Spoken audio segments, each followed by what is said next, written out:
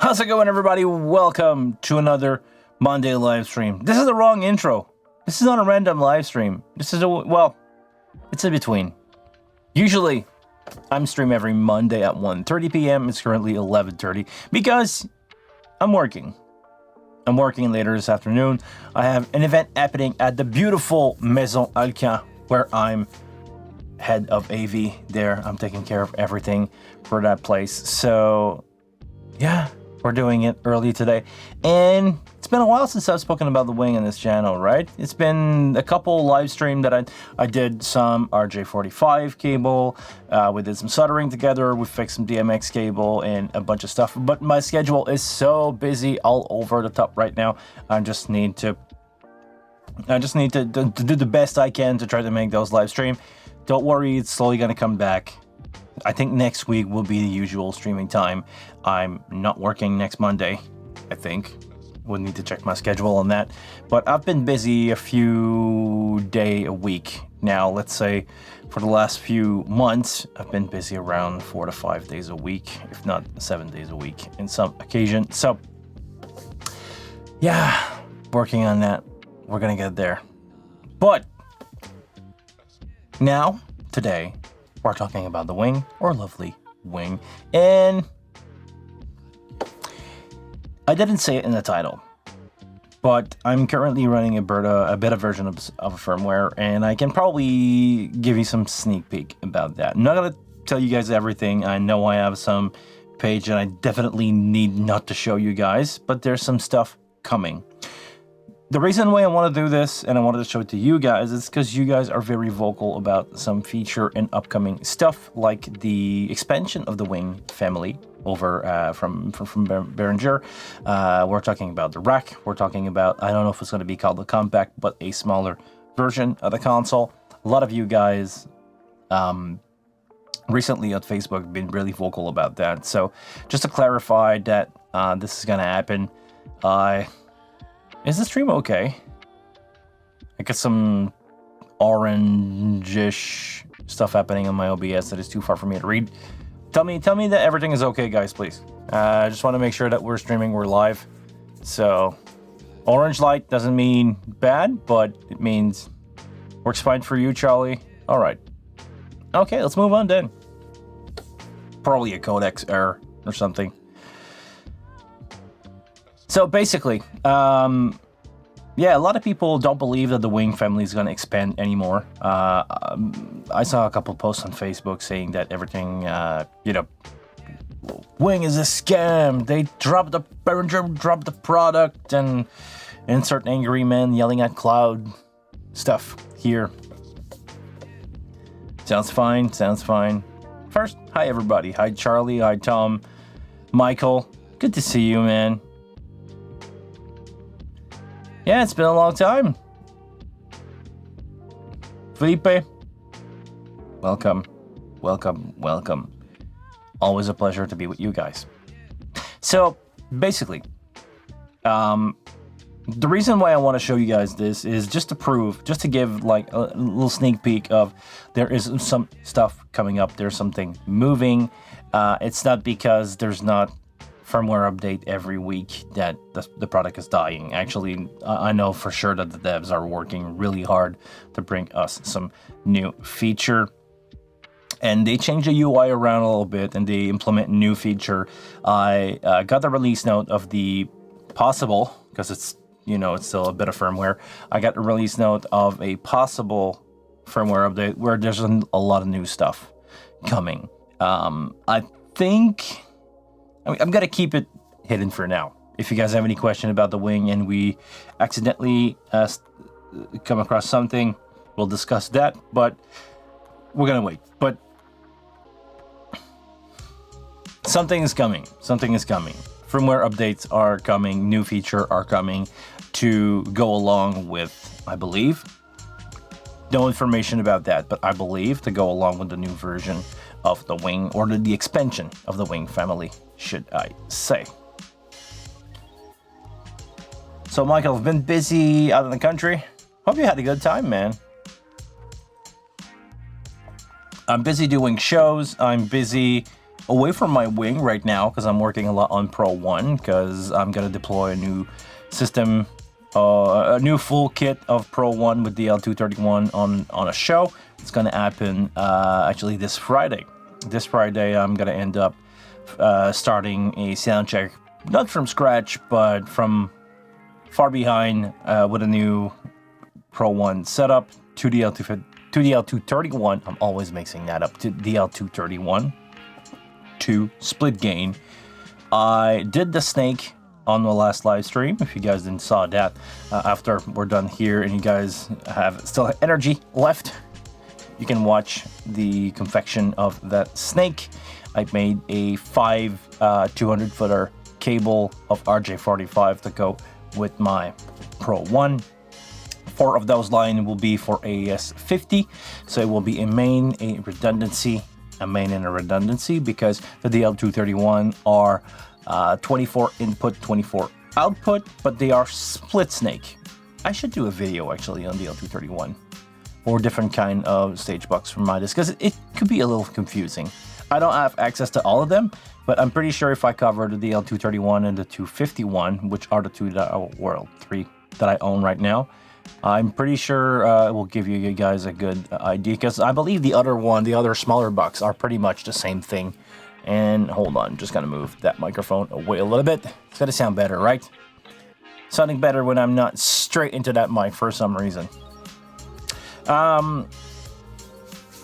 Where were we? There we go. My snake, I'm gonna have 4 cable running for the DL231. Gonna get there. And I'm gonna have either a spare or I will give it to light if my friend doing lights need a run of RJ45, because I don't want to say Cat 5, Cat 6, Cat. Theoretically it's Cat 6A cable that I'm using.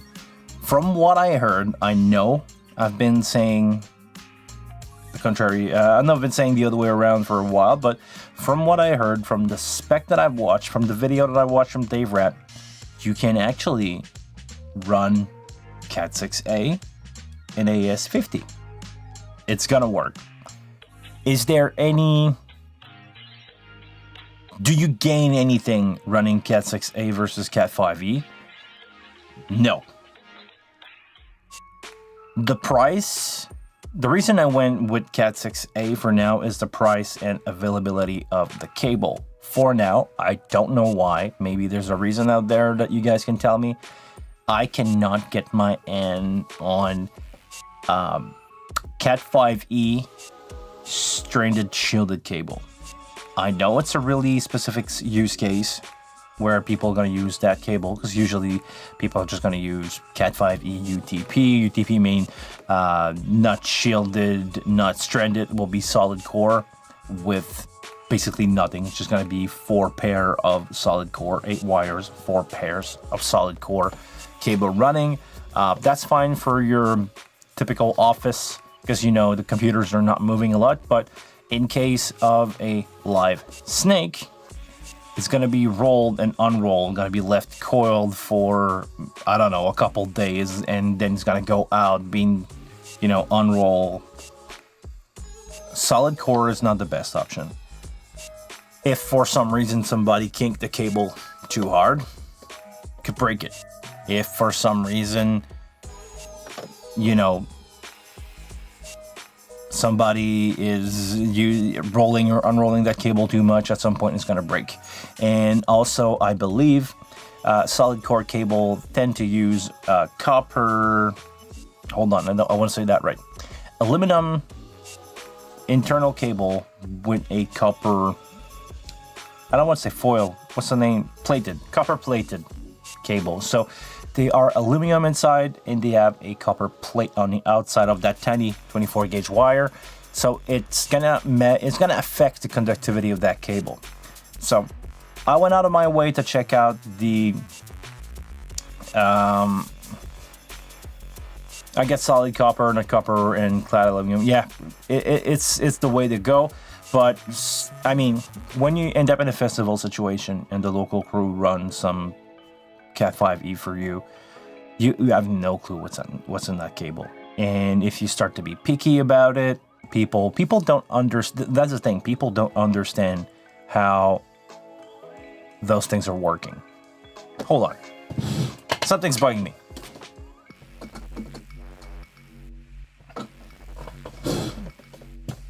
I think the lights look better like that. There you go. So yeah, people don't understand how RJ45 cables are working, because I don't want to say Cat 5 or Cat 5, Cat 6, Cat 6A.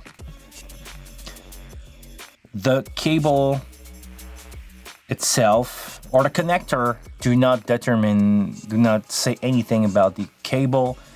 The nitric connector on the end doesn't make it a shielded cable. It's just there to protect your connection. And I'm missing little information to make a video about that where I explain what's the difference and how it will affect network and AS50.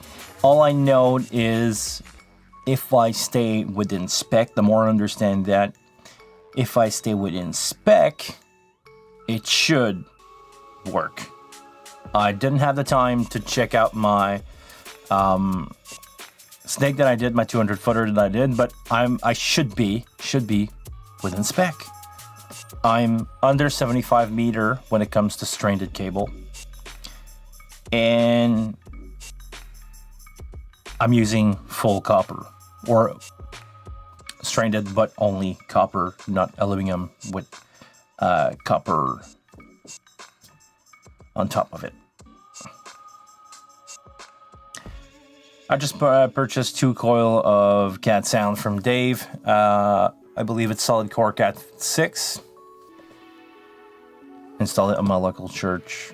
Yeah, Dave has a great video about that. I didn't fully watch it because, you know, start a video on YouTube and a lot of stuff happened, but I'm gonna take some time and really watch it. I know for a fact that he got really long run of AS50. I'm watched so far in the video enough to know that he ran Cat 6, I believe Cat 6A, over 100 meter or something stupid like 150, which is pretty much double the spec. So I think it should be fine with my 4 Cat 6A shielded stranded cable. Theoretically, I'm within spec. If I have a good cable, and that's also a thing. If you have a really well constructed cable versus a really bad construction of the cable, you will get different result. It's not like on a network where you're simply going to get slower speed, because eventually the signal is going to get there. When it comes to AES50, it either works or it doesn't. We have to be careful there.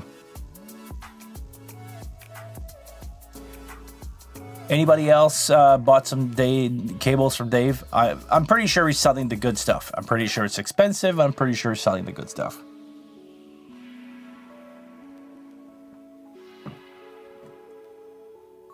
And if I ever end up looking for good cable and good supplier of cable, maybe I can jump in the game of selling cable made for AS50.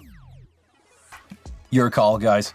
If you guys are interested in that, make sure to leave a comment down below if you're watching this in reroll, or if you guys are in the chat, let me know if you think, do you think it's a good idea that somebody step to the plate and say, I'm gonna build cable that are made for AS50 at a decent price? Because I believe Dave is selling the high price.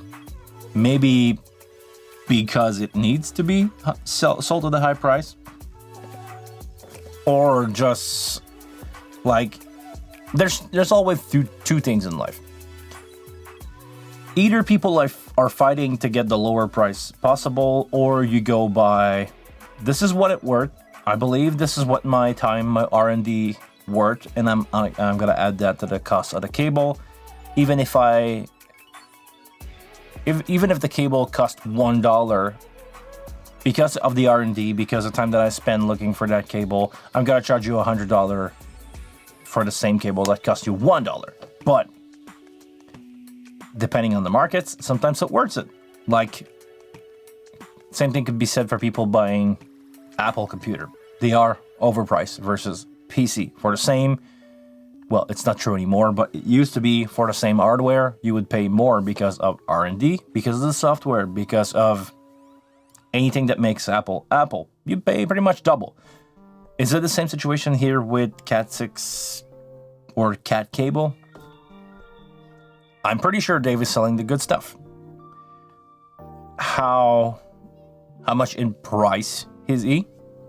I would need to check that out. I'm curious to ask you, Michael, how much did you pay for 2 coils, and how long were the 2 coils of Cat sound cable from Dave? Rolf, I think any RG45 cable will work, which is true. The shielding is required if you run the cable close to light dimmer, and intercon is there for mechanical reason. Shielded... I'll be careful what I say here, but I think I recommend shielded in any situation. It's not really more expensive to get shielded cable anyway.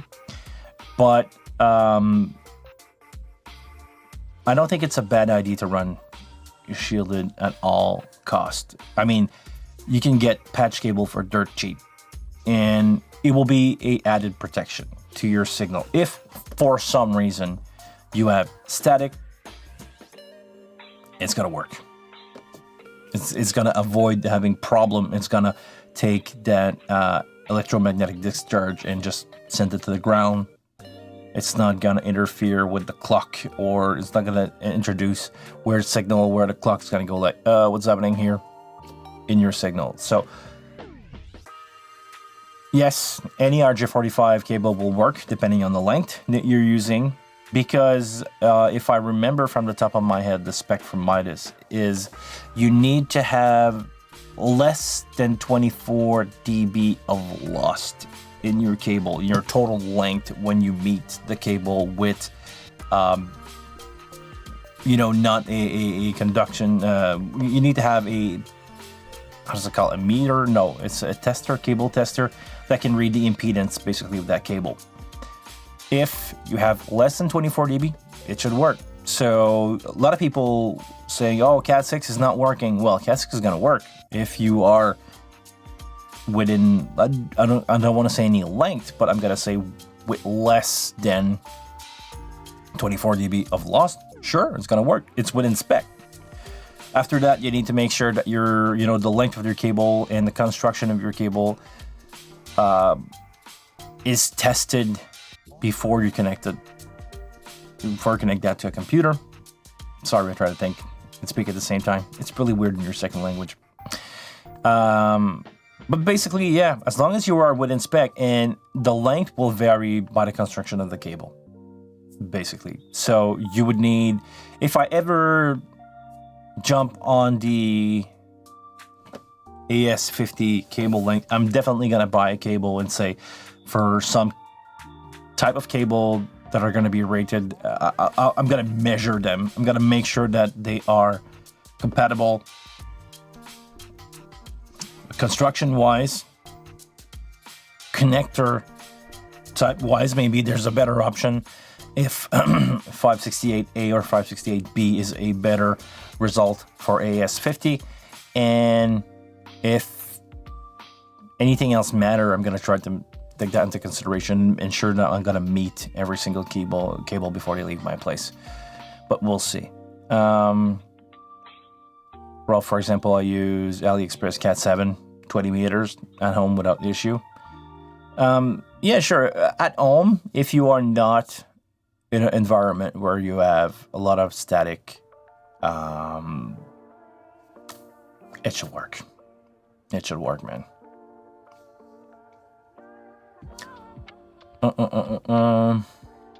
Just for the information, Dave is selling different type.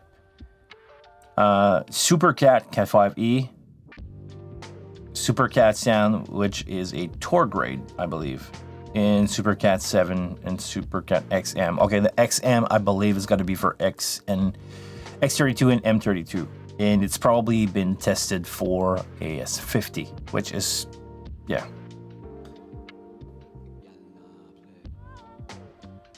Okay, so his extended run was done with the Super Cat XM, the high-end stuff. Okay, Samuel, I spent 150 bucks for a Cat 6 Ethercon STP, 250 foot at infinite cable. Well, I bought my cable, my bulk from Infinite Cable of Cat 6A.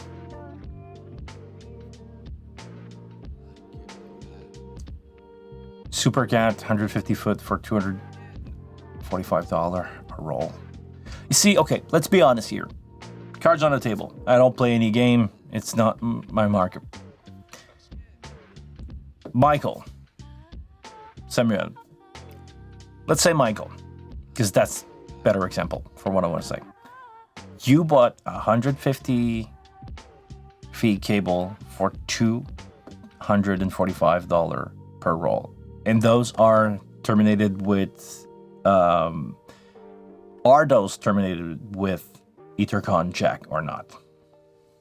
I'm really curious, Michael. Samuel, en passant, va voir tes messages sur Facebook. Go see your message on Facebook, man. Yes, with nurture ends? Okay. Probably gonna piss you off. Or not. I bought 1,000 foot of bulk cable for RJ45. I bought Cat 6A, stranded, shielded, which is probably the most expensive cable that you can get for this situation. You can go Cat 7. Yeah, it's another story. But that cable cost me $245. Electric connector are about $10 each. I can do a cable if I'm set up within a half hour. There's money to be made there. That's all I'm gonna say.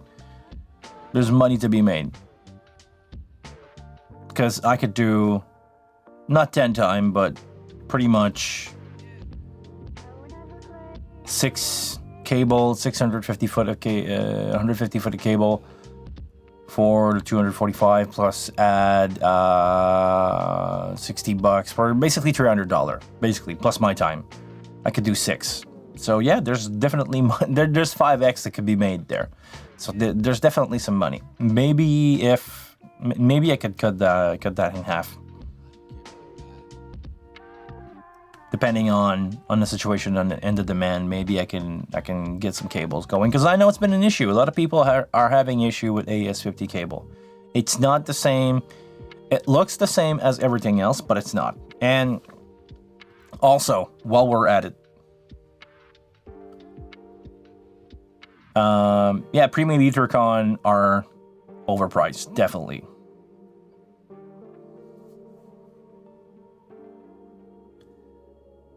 I hear you about Vulcan and did my last project myself. I said never again. Yes, it's really hard to make. Well, if you watch my stream where I built my snake, it took me 3 hours to build 5 cable, roughly. You know, the first time I explained how I did it.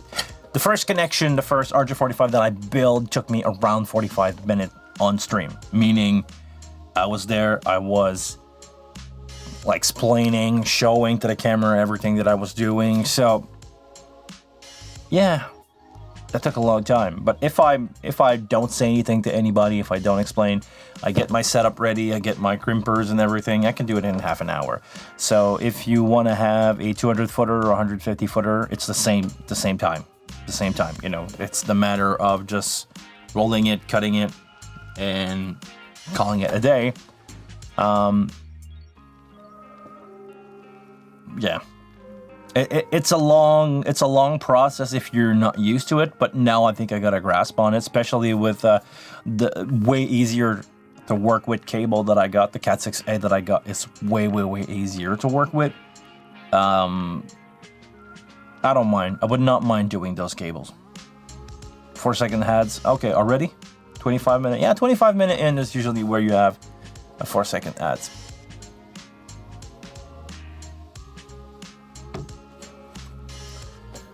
Okay. So yeah, there's some stuff that needs to be checked out when it comes to cat cable. We'll check that out. Okay, now it's been half an hour. By the way, guys, I have to leave before 1 p.m. It's currently 5 minutes to noon. So I max have an hour before I need to go. So if you guys got any question, it's time now. Not at the last second when I say, oh, I got to leave in 5 seconds, so see you guys. And then after that, the chat just started popping up. Make sure to send out your question about the wing. And let's do a quick overview of some stuff that I want to show you guys.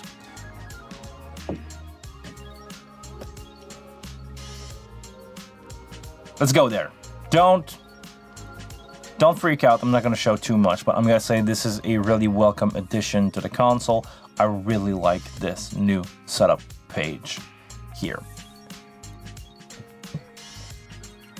Hold on. Console's not in the right place, right? So there's been a couple move. You know, the console information are there. We now have the operation here. The options are there, and all the control for the Surface, or what used to be called the Surface, are there. Initialized console is now on top here. Really like that. It used to be in the bottom here. Really like that. The glow, the lamp, the patch, everything is there. The date, you know, that's close from where it was before, but I think it makes more sense to having it set up like that. So double thumbs up to the person who did. So no, it's not released yet. It's not a new firmware yet. It's just to show that there's some stuff really happening.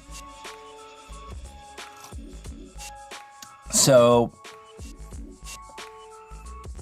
I'm not going to talk too much about what's happening in the future, but I'm going to say some stuff are coming, and it's going to check a lot of boxes for a lot of people. Some requests, stuff that has been requested a lot is going to be covered in here. So stick around for more update. I believe it's going to be called 2.1. We'll see. Maybe sometimes they skip numbers. It's going to be called 2.2 for some reason. I don't know. But definitely the look of the new page are calling out for maybe a redesign that could go along with the new version of consoles and stuff like that. New family edition, I think, is the right word that I should use here. Family edition. Not family edition. Added to the family of the wing. Because like the X32, it's the same thing. They started with the full size, they see how it went, and things are slowly picking up with the wing. I was at first. It took like 3 years before people start to jump on board. I believe it's, you know, I'm gonna say brand reputation. Hear me out. Behringer is not known to release products that are rock solid, made like a tank. I'm trying to pick my word carefully here. Behringer is known to make affordable product, and sometimes it's show up in the longevity of the product. People were afraid at first of the X32. People said that they were going to break, and right now I think it's been over 10 years, and I know some X32 are over 10 years. I've worked with consoles that are over 10 years old, and they work just fine. Sometimes, yes, the encoder need to be cleaned up. Some fader need to be, you know, some fader strap need to be realigned. But it's a fine product, especially for the price you pay. Again, and I think this is a turn off for some people. I think the wing is not expensive enough. I think the wing, for the amount of stuff that you get, the quality that you're getting, I think it's not expensive enough. If it was twice the price, nobody would complain about it. Nobody would be skeptical of the quality of the product. But I believe, you can quote me on that, I believe that the Wing is a great product for the price. Not every console shipped perfect. At the beginning, they had problem with the touchscreen out of the factory. It's true, okay? It's since been fixed, and a lot of people that complain now that their screen broke magically is probably over an accident. Something that maybe you didn't know. But well, was determined that it was expensive enough. Okay, hear me out, Charlie. It's expensive if you don't compare to other options. For some people, an inexpensive console is something like a Digico SD11. And I'm going to take my phone out because I'm curious to see how much is a Digico SD11. But I'm pretty sure it's more expensive, way more expensive than a Wing. If I can get a price. Sorry, I tried to look at a website that I know. Sweetwater. There we go. ASD11, which is the small version. We're talking about this one, just so you guys know. You know, the small version. This thing has like 12 fader, a screen.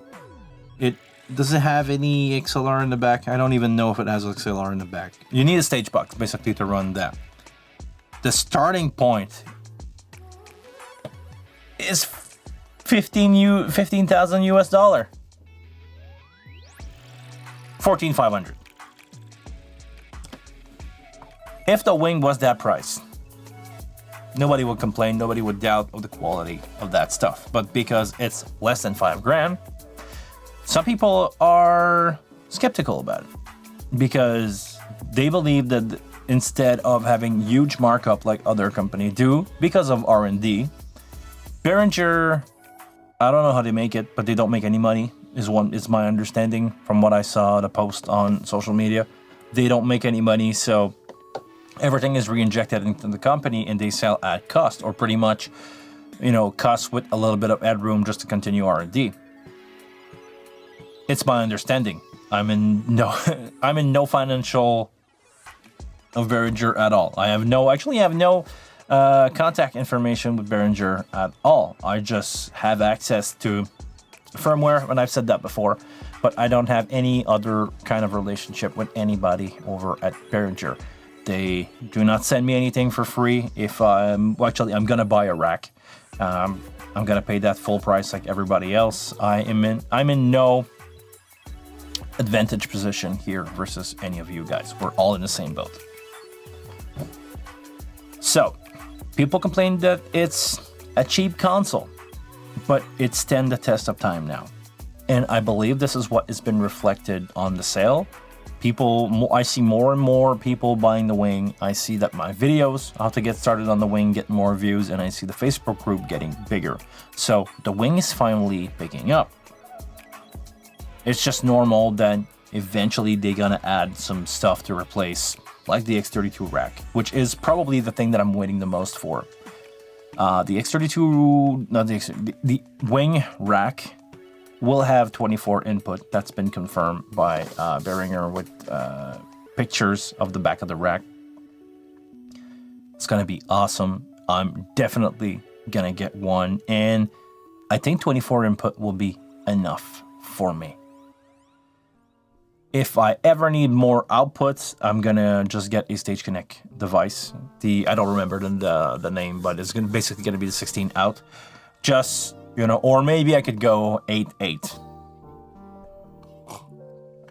in, 8 out over Stage Connects, and I can always find some stuff that I can, you know, use line level, like wireless, and outputs are just output. They are line level anyway, so I'm gonna figure out a way to make it with 24 and maybe one more U of Stage Connect. That's gonna be enough for me. That's gonna be the perfect solution for musician monitor rig.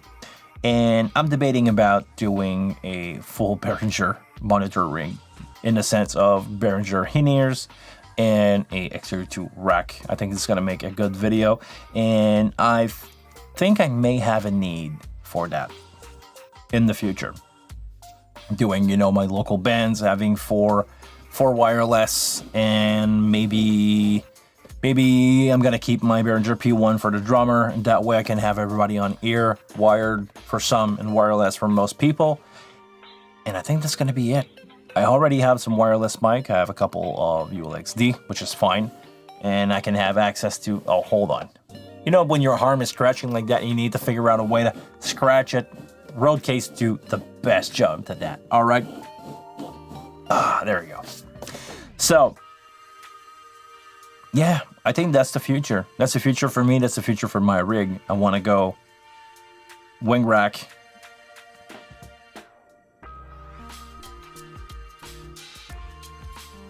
Wing rack equals me having actual deck space. Yeah, where actually a wing rack will fit, I believe, in 4U.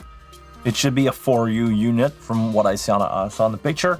So let's say that you're gonna get a 6 or 8 rack unit for that with your wireless system. It's gonna be a crazy compact rig. Everybody who's in the jam space, you're just gonna show up, drop that on the floor, connect everything, you're good to go.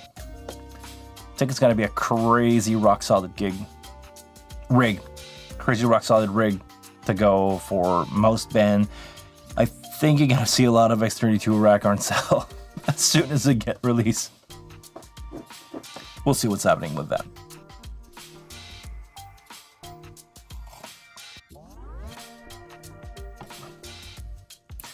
So, yeah, that's the plan for now. I want to know, I haven't pulled the trigger on that, but anybody ordered the Behringer wireless system, the in-ear wireless system? I'm still debating if I should order some stuff or not. I would like to see head-end control over dente between wing and variants. I don't know if it, well, I'm pretty sure it's possible. I don't know if that's ever going to happen, because I have no information about the selling intention of Behringer on that. But I think if you, actually, what is cheaper? Is a Yamaha TO cheaper than an S32? Or, you know, the Behringer stage box? Because if you open up the console to control gain, because you can already do it with a laptop, by the way, you don't need to have gain control on the console. But I think it's a way to keep it like most company do. It's not only Behringer, it's pretty much everybody. They try to keep their architecture for themselves. So if you're buying a Digico console, you need to have a Digico stage box. Same thing for LNE. So far, Midas has been running AS50, so that way you cannot use Midas preamp with other consoles. I know there are some converter that goes to Dente, because Dente, I think pretty much everybody agreed that Dente is a cross-platform standard. We'll see what happens with that. But yeah, eventually it will be fun, but I don't know if it's going to happen for marketing reason. But still, now you can do it with a laptop. If you have Dente controller, you can control the preamp of, let's say, a Yamaha TO on the other end, and you can get some gain going. You can connect that into your wing over Dente, and it's gonna work. You can do a show with a wing and Yamaha preamp, or any other device that is a TOD2. How much in and out is a TOD2? TOD2, Yamaha TOD2. Oh, it's a 16x8. Okay, and how much is a Behringer S32? Okay, so it's double the price. So okay, maybe it will make sense.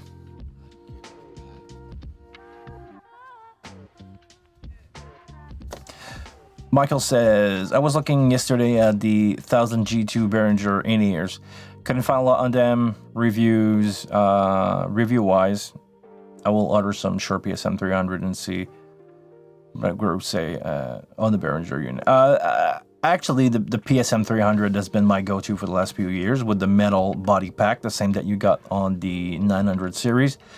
It's been my recommendation so far, but I'm curious to see if the Behringers are working half as good as that, and if they sound more than half better, that's going to be just fine for doing small bar gigs, you know. I believe they are stereos, but I would need to check that out. But yeah, the 1000 series from Behringer is probably an option for me. Because, you know, just for the meme, just for the YouTube video of doing a full Behringer ring, for full Behringer rig. I don't know how to speak anymore. I need some more coffee. Come on. Getting the big mug out today.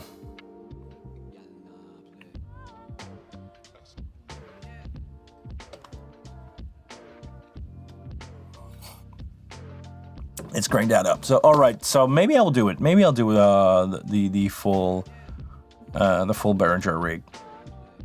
We'll see what happens with that.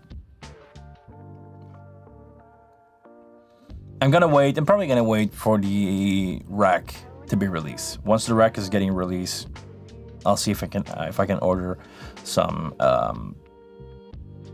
Let's say 4. Do they have an antenna distribution also? This is also something that I was wondering. I don't know if Behringer have any antenna distribution for in-ear. It will be cool. Okay, they don't have antenna combiner. Okay. I think the audio quality will be fine, to be honest. But the antenna combiner... Okay, you want to hear something? You want to hear something that is probably going to rock your world a little bit? Hold on, let me Google an image.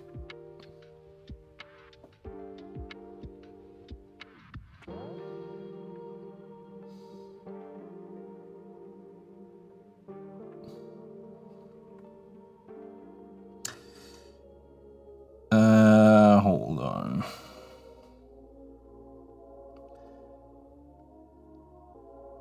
You guys gonna freak out, okay?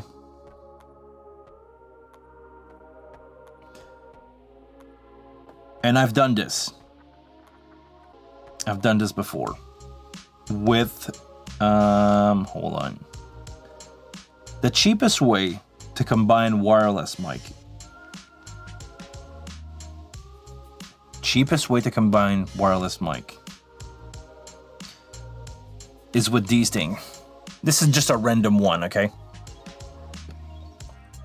Coaxial cable splitter, because it's hard to see on the camera. It doesn't want to pick up, right? The kind of stuff that you're using to split TV cable is, I would need to check that one out, but most of them are within spec of wireless, because UHF use TV cables or TV channels frequency, the same. So I've done this before where I took a bunch of wireless mic, combining antenna, 4 wireless to 1 antenna, and you have to make sure that you're using cable splitter that have DC isolation. But if you can get your hand on that, they cost $5 to $10. You can get yourself some adapters, BNC to coaxial adapters, for a few bucks each, and for less than $30, you can replace a antenna distribution, 4-channel antenna distribution. It's not gonna look as good. Bunch of cable to a cable splitter, you know, coaxial cable splitter in the back of your rack doesn't sound pro, but it worked. It worked within spec. It worked with everything that is recommended by the manufacturer. The only thing that I think you're losing is a little bit of antenna gain, which is not the end of the world, to be honest. For wireless mic, I never tried that with in-ear monitors. I would need to check it out, but I'm pretty sure you can do an antenna combiner on that. And also, by the way, microphone combiner and I'm not using the right word here. It's not combiner. In-ear combiner. It's not the same thing as a microphone antenna combiner. They are basically, one is an input, the other one is an output. You have to be careful with that. But basically, if you're on the cheap, if you need to have, let's say that you have your wireless system and you have two wireless system and you say, oh, I would like to use only two antenna, you can use cable T-splitter with adapter. It's going to work, and it's going to work just fine. I've done it before. This is maybe the redneck way to do it, but it's definitely working on the cheap. Because think about it, if you go for a cheap antenna combiner that are within spec, meaning one side is blocking DC, the other one is letting DC go through. So if you have active antenna, they still get power, because active antenna get power from the BNC in the back of the unit. But if you are doing that, DC block on one side, you want to make sure that your combiner is within the right frequency range. It will tell you on it from how many hertz to how many kilohertz or megahertz it's allowing to pass through. If you are within spec, it should be working. Antenna distribution for microphone are basically really expensive rack mount cable adapter.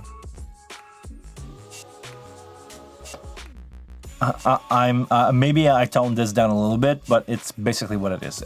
A antenna distribution is basically BNC adapter that combine everything. They apply a low cut. The difference between the small coaxial adapter is they apply a low cut and high cut on the frequency range of the units that they are designed to be working for. So let's say that you have a antenna distribution from Shure that is supposed to run from 400 to 900. They basically had filters, low cut and high cut, to only let in and out the frequency range of those wireless. But it's basically the same thing. Instead of dealing with sound, we're dealing with way higher wave, and it's the same thing basically. So if you are within spec, if you are within number, you can definitely cheat and do this. When it comes to antenna combiner for in-ear system, I would need to do my research, but I'm pretty sure it's going to work the same way. If you got the right antenna combiner, you can probably get four antenna combiner into one output to do in-ear together. But other than that, if you cannot get this, you would need to find some older combiner. I used to have one from Sennheiser. Usually the, what's the name? The SC4, something like that. They usually go for dirt cheap on eBay, because when people slowly transit from G1 to G2 to G3 to G4 from Sennheiser, even if the combiner will full range, people just get rid of them. I don't know why, because they are fully compatible with everything else. There will be no head-up control via Dente. There's only an audio stream between the wing and the card. You want to control Dente, you need a computer next to the wing. So okay, that's exactly what I thought, Tom. Thank you very much for confirming that, Thomas. So it's basically going to be line level, or whatever that is on the other end preamp. You control that with another device and send that in. So, but if you want to do it, I mean, if somebody is really motivated and want to get a laptop out and want to get a pair of Rio from Yamaha and you do the game, sure, the wing can receive that and do a show with this. I mean, if you want to deal with having a laptop next to you, it's your call. Maybe somebody out there is going to do it just because he has already the stage box. But to be honest, if I have to choose any preamp in the world, I'm choosing my DL231 or my DL251 or anything blue from Midas. To me, personally, they are the best preamp, period. And it's funny because they are compatible with the wing. You just need to turn the clock to 48K and you're good to go. One cable, 48 input. All right, you guys have any more questions? Do you guys have any subject that you need some information about? If not, I'm gonna end up that stream around the 1 hour mark. I want to try to make this stream interesting, not too boring to death. And I think I've already went way too far, way too deep into the wireless thing. So maybe I will have time to go for lunch. It doesn't happen much nowadays. We have time to relax in between a show and some stuff, and I'm going in for a 6-hour shift, so small, relaxed day today, but still, I'm gonna need to work, and I need to get to my venue and get some speaker out of a roof. So it's gonna be a lot of fun in ladders and cutting speakers out. Basically, we'll see what happens with that.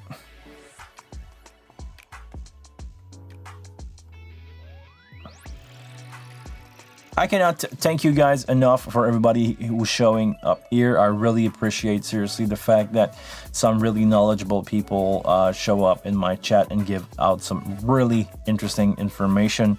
Seriously, I'm not the only one.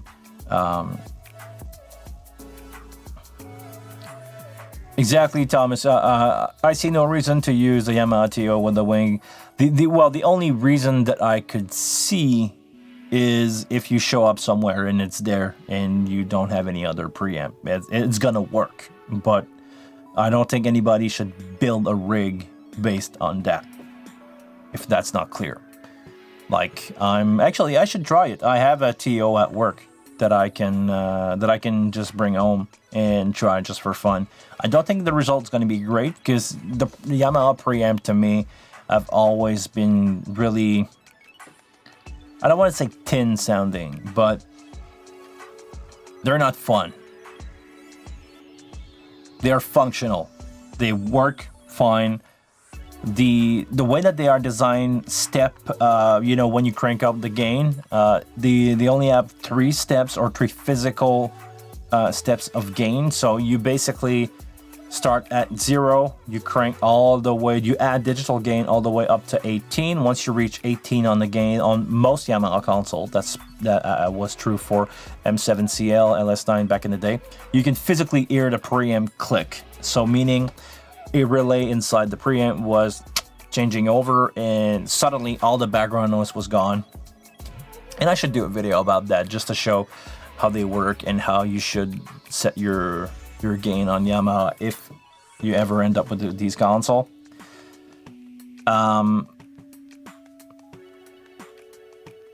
They add so much background noise because of their design of cranking, now switching, and after that the next one is, I believe, at 42 or 41 dB of gain. So basically, from once you reach 0 to plus 18, it clicks. It physically clicks, so they change. The physical change happened on the preamp itself. You change on another layer of gain. After that, the head amp is gonna go adding digital, and background noise until you reach minus 41. So if, let's say, on most microphone you're running your gain at around 30, on the SM58, it's usually where I end up for a singer. If they are not really, really loud, 30 is a sweet spot. You end up adding a lot of background noise to your mix. A lot of white noise just from the preamp, the way they are designed. That's also another reason why I love the Midas stuff, because yes, even the DL32 and DL16 sound better to me. Me too. I agreed with you on that. But it's a matter of design. From what I understand, I'm no electrical engineer. I have no background. Well, I have a little background in electronics, but not much to understand how a preamp is designed. But I'm gonna say, and Thomas, maybe you can correct me if I'm wrong here, but the Midas and Behringer preamp, which is the same design, by the way, I'm pretty sure all you guys know this. They are increment of 2.5 dB, where you have physical change inside the preamp, which is the reason why they are so less noisy. They are less noisy than the other option. I don't know for every single preamp out there. I didn't have time to play around with all of them. But my understanding is, yes, that's the reason why they are so noisy, and they simply are functional preamps, especially since I'm maybe not true for, let's be honest, not all Yamaha console. Maybe the Rivage thing. Actually, the Rivage thing is made to deal with Neve preamps, so that's another story. But if you are, your usual suspect, CL, QL, I have to deal daily with a TF1, the DM3, maybe the DM7 is also the same thing. It's the same design of preamp. Go from 0, at 18 you have a physical step, 40, 142 you have another physical step. So because maybe it's because of all that digital gain added, that they're not sounding that great. I don't know, but they're functional. If you tell me, hey Guillaume, you need to do a show on a TF1, I've did it before and I can do it again. And actually, when I started the 40X32, I had a 96. Oh man, what's the name of that console? Yamaha 96. Oh, come on, I can do it. Yamaha, because I want to say it. Yamaha 01V. The 01V96. And I think I have a picture here. Can I see it? Yeah. It's from an add-on reverb. But basically that thing, you guys remember that thing? That's a blue one, that's not the gray one. Yamaha 01V96 V2. It was atrocious.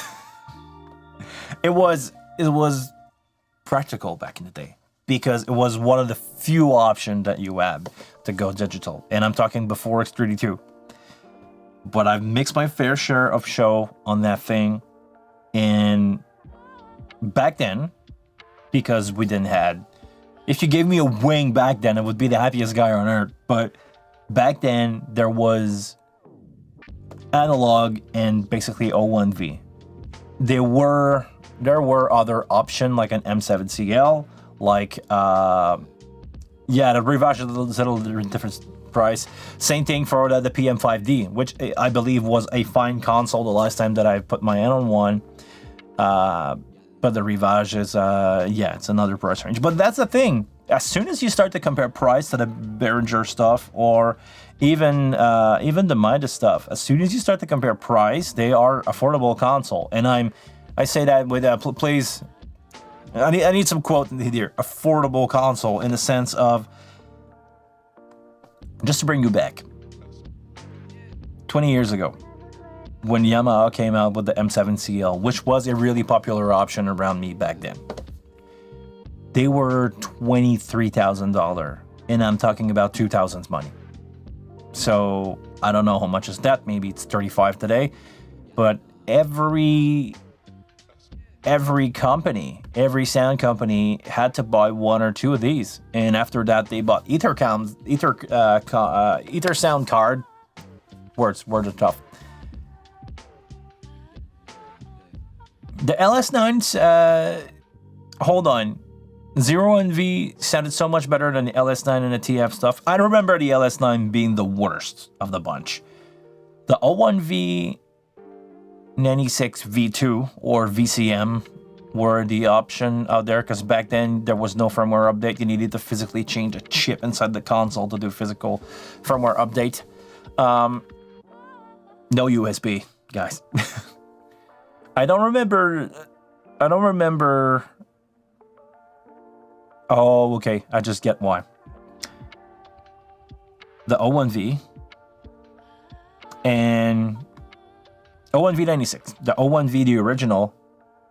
The 96, the VCM. The 03D was also another console from Yamaha. That one was the worst sounding of them all. I had the displeasure to own one for a while. The O2R was fine. The O2R was a recording console. DM 1000, DM 2000, until the LS9. I believe the reason why you're saying this, Thomas, is because they had physical preamp, not digital preamp. I believe the first introduction to digital preamp, and I could be wrong on that, but was either the M7CL or the PM5D RH. Basically, the PM5D RH was the same console, but instead of having, physical preamp, that was really too far off, by the way. Those consoles were huge, okay? I needed a step to go reach the gain at the top of the console. But when they introduced the RH, which is for gain recall, it was a digital preamp, and I believe this is where things start to change.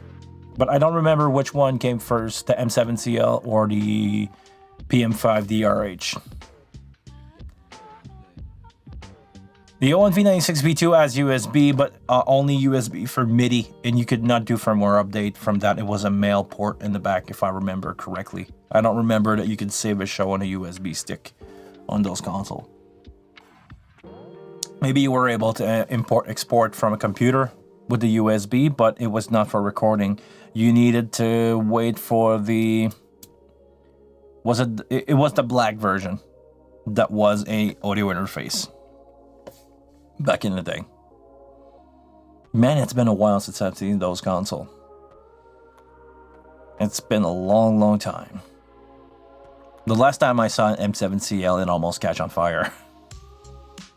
So that's pretty much the state of these consoles nowadays. Not that they are, that they were bad design. Like the M7CL was not a bad design, especially back then when you had no other option. Before, the game changer in the industry was the X32. As soon as that came out, it gave you all the feature of the bigger console to not even half the price. But nowadays, if you ever end up on those consoles, which are not bad console, the O1V, again, was not a bad console. I don't remember it sounding that great, but to be honest, the more channel processing you did, the more you screw up the sound, and I explained that many times. But nowadays, if you end up crossing path with one of these, be careful, because all those power supplies are gone, man. All those power supplies are waiting to fail. Those consoles are more than 20 years old. Not bad design, like I said. If you give me an O1V today and you ask me to do a show on it, it wasn't an audio interface. On the blue one, I don't remember that being an interface on the blue one, Thomas. Seriously. Because I think you needed to have... No, you needed to have the black one. The blue one was not an audio interface. I remember searching for that, and there was no... or maybe it's a 2 in, 2 out. But I don't remember it being 16 track. Or 12, because it was 12 preamp and 4 mono quarter inch. And I used to do the worst thing ever, which was I had my band on the first 12 and I had my vocal in the last 4 quarter inch.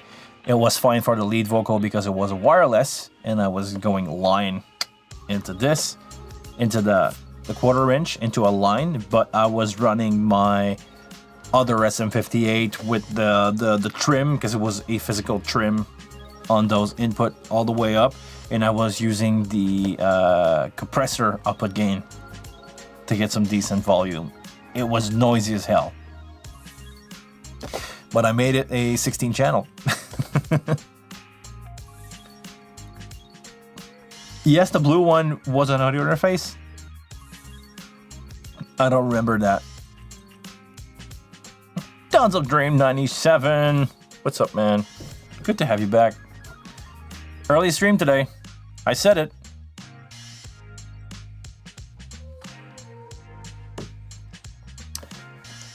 But this early stream, I still have the blue one in 16 out. Okay. Out of the USB in the back. You don't need a card for that, because Why did I end up buying a ADAT card for these console then? Because I remember I was trying to do some processing with Wave back then. I used to have my laptop. I bought a really cool laptop with a FireWire connector on it. And almost bought a Pro One for $2,000. You should. It's a good price. Why didn't you did it? Get a Pro One. They are actually good console with 24 preamp in the back. Maybe, actually I need to do this. I'm gonna order, because I got 3 Pro One right now. What, on the 96 Air, I'm waiting. Yeah, I'm waiting too. I sent an email to the guys. Nobody said anything about that.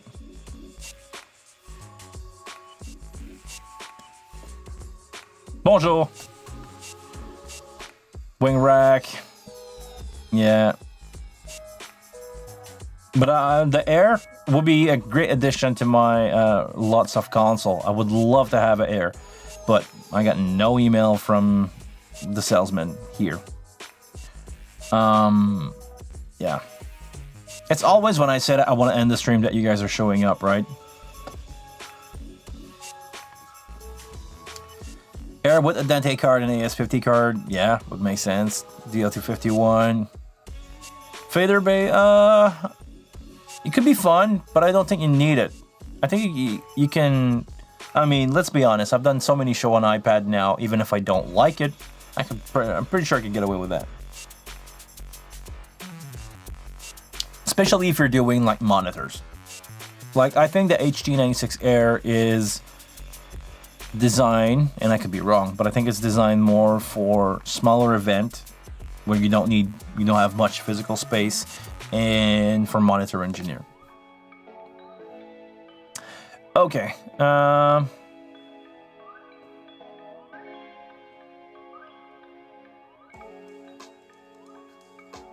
Hold on, a question here in French, and I think it's been a while since I answered something in French, so let me grab this one. J'ai une question qui concerne la Wing et la X32 aussi. J'ai beaucoup de branchements à faire en jack sur la X32 et pas de prise combo. On peut arranger des entrées aux vers des pistes. Oui, effectivement, tu peux utiliser les entrées auxiliaires, les 6 entrées auxiliaires. Sinon, je crois que ça, c'est la petite boîte de stage de SD8 qui a des entrées combo. Donc, ça, c'est peut-être une option que tu peux vérifier, en fait, au niveau des entrées combo jack avec un SD8 ou SD16, je suis pas certain, mais il existe des options de stage box avec des entrées combo. So just to do a quick recap on that, he asked me, how do I deal with 1/4" input on an X32 or on the Wing? There's no combo jack on all of these input. Basically the option would be to use an SD8 or SD16, I believe. One of these two has combo jack on it, so that should work.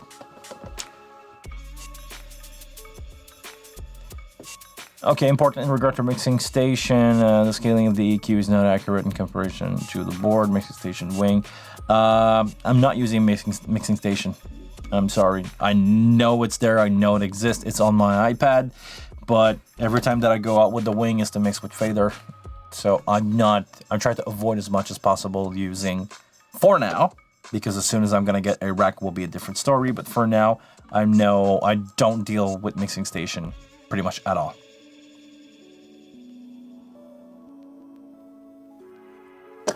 So, yeah.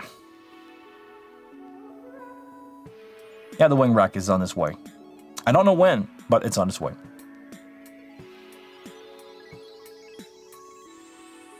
Wing compact and Wing rack would be the killer. Yeah, I know, man. As soon as honestly, I want a Wing rack for sure, and I don't know about the Wing compact, but definitely looking for those.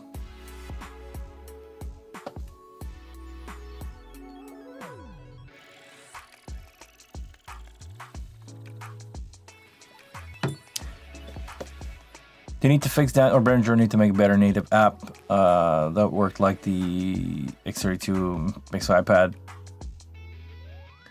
Yeah, I really like the X32 mixing app on iPad. I've done many show with it, and I don't feel the need to get anything else. I like the UI, I like everything, so maybe Copilot will slowly evolve to this, but I know they are working really hard on Copilot. I know there's a team of people, well, maybe a couple people, working on the Copilot app to make it better.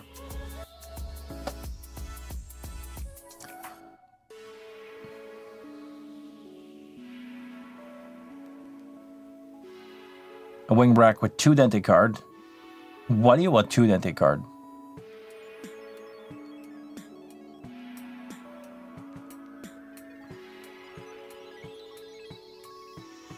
Copilot is clunky, too many stuff around it. Okay. Kill the battery too. Okay. I will need to check that out. Like I said, I'm not dealing much with the apps for now. I'm gonna dive into this as soon as I get a rack version. So we'll see. We'll see for now.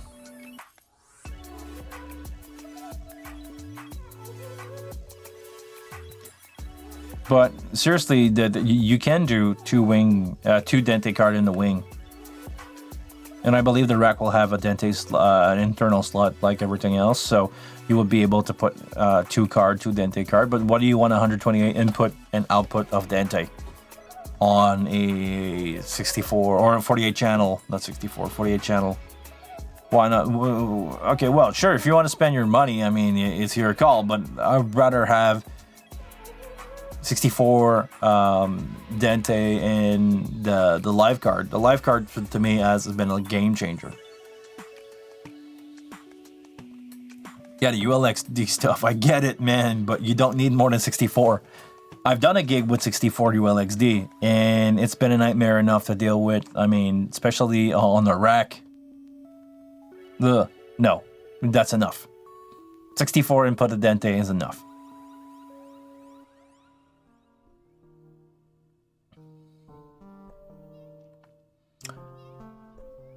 Plug the setting for the vocalist in a mix. Yeah, that's the iPhone app.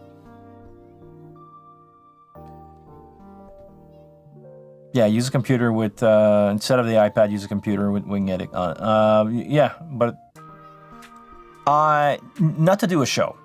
When I'm doing a show, I want to use my iPad Mini. I have a stand that I'm using, iPad Mini clipped into that, and I can do a show like basically with just an iPad, standing in a crowd with just an iPad.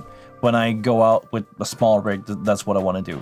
If I were to take space and have a table to have a laptop and mouse and be comfortable, I would take a console.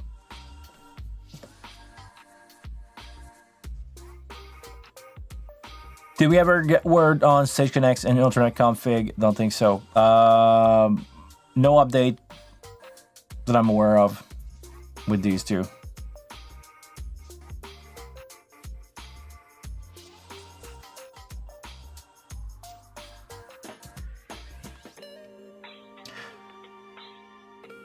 Mitchell, I hope they improve the repair process. I've got a bank of 4 fader that are identically miscalibrated.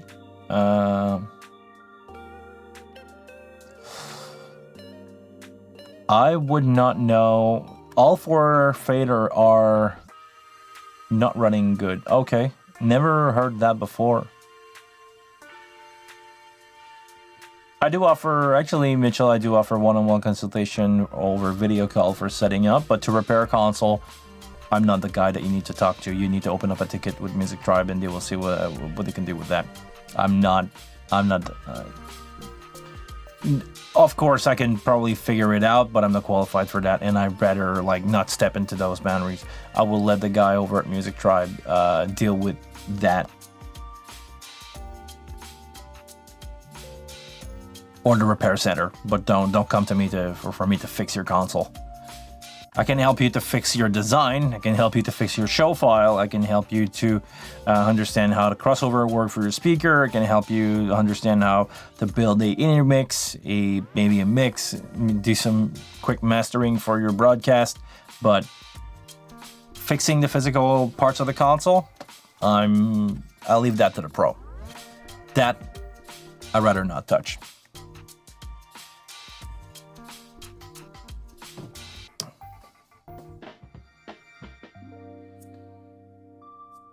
Sorry, man.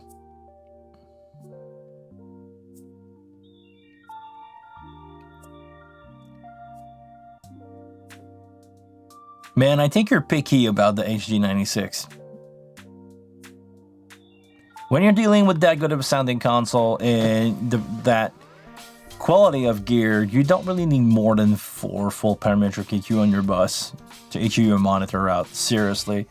The amount of time that I end up in situation just showing up to a venue and looking at the graphic EQ on the monitor plus the 6 or 8 parametric EQ on the monitor, and to just like show up, take a look at the 31 band, like see that all the frequencies were touch. Like I think somebody did the drawing with that instead of an EQ. So the first thing I do is bypass that. And after that, I look at the parametric EQ and I just bypass that. And suddenly, oh, it sounds half decent already. Just reset everything. Take a parametric EQ, 1 or 2 frequency, maybe 2. And I go like, okay, well, maybe there's 200, too much 200. Taking 200, little nice bell. After that, I do generally the higher. There's generally a higher cut to do in the higher range. So if 200 is a problem, sometimes 2K will be 2K or a little higher will be another problem. So I end up looking for that too, fix that problem, and suddenly I have volume, I have no compression, I have no phasing in that mix.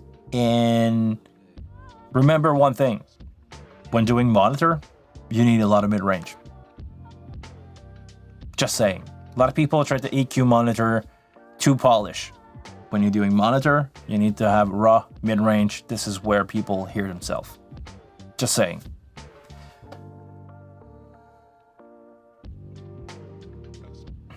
Hello, north of Scotland. Hello from Montreal, Canada. Good to see you, Neil.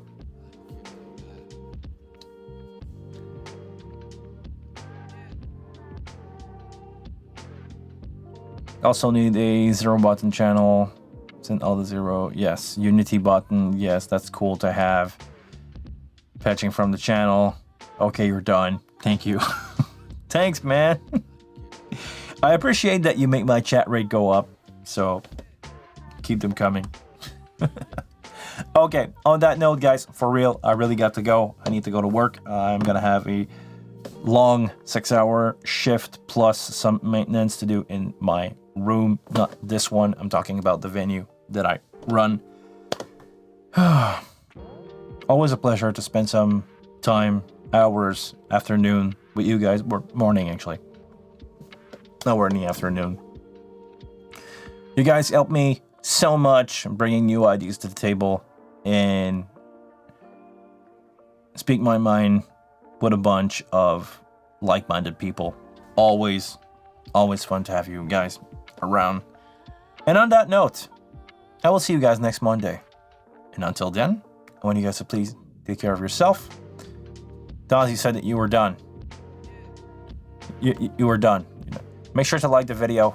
Make sure to subscribe to the channel if you're not. And I'll see you next Monday. Ring the bell so you get notification when I'm going live. See ya.